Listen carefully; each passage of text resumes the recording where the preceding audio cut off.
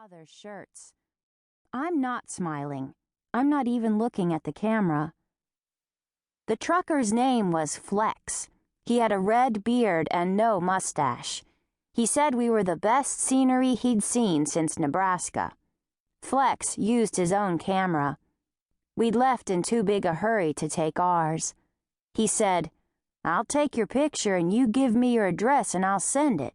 My mother said, what the hell, it was her brother's rental address. If Flex turned out to be a lunatic and burned the place down, no one would really be hurt. Flex sent the photo to us care of Uncle Joley. It came in a used, readdressed manila envelope snaked with a line of 25 1-cent stamps. He attached a post-it note for my mother that she didn't let me read. I'm telling you the story of our trip because I'm the only one who's really put it all together. It involved all of us: Mom, Daddy, Uncle Joley, Sam, even Hadley. But we all see it different ways. Me, I see it going backward, like a rewinding movie. I don't know why I see it like this. I know, for example, that my mother doesn't. When we got the photo from Flex, we all stood around the kitchen table looking at it. Me, Mom, Joley, and Sam. Joley said it was a nice picture of me, and where did we take it? Sam shook his head and stepped back.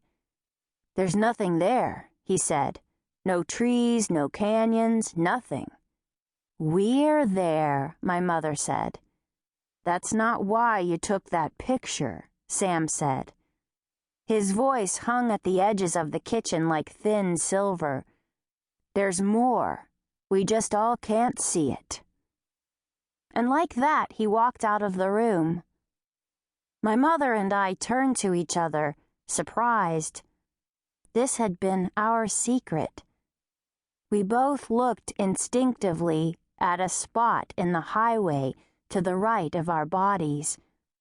It's the place where California becomes Arizona, a change that truckers can sense in the pavement, that for everyone else remains unmarked.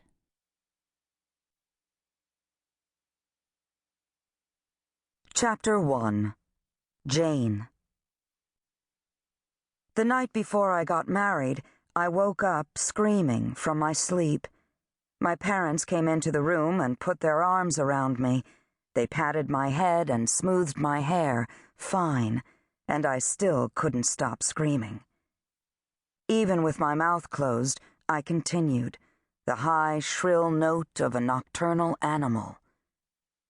My parents were beside themselves. We lived in a button-down suburb of Boston, and we were waking up the neighbors one by one.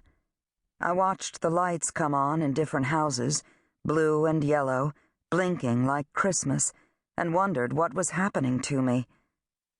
This wasn't a common occurrence. I was barely 19, a straight-A student fresh out of Wellesley College, and in 1976, that was still an accomplishment. I was marrying the man of my dreams in a prototypical white clapboard New England church, and the reception, a lavish one with white-gloved waiters and beluga caviar, was going to be held in my parents' backyard. I had a job waiting for me when I returned from my honeymoon. There was no foreseeable problem that I could articulate. To this day, I don't know why that happened to me. As mysteriously as it all started, the screaming went away, and the next morning I married Oliver Jones. The Oliver Jones, and we just about lived happily ever after. I'm the only speech pathologist in this town, which means I get shuttled back and forth to different elementary schools in the San Diego suburbs. It's not such a big deal now that Rebecca is old enough to take care of herself, and since Oliver is away so much of the time, I have less to do at home. I enjoy my work, but certainly not the way Oliver enjoys his work. Oliver would be content to live in a sailcloth tent on the coast of Argentina, watching his whales sound in warm water. My job is to help children find their voices.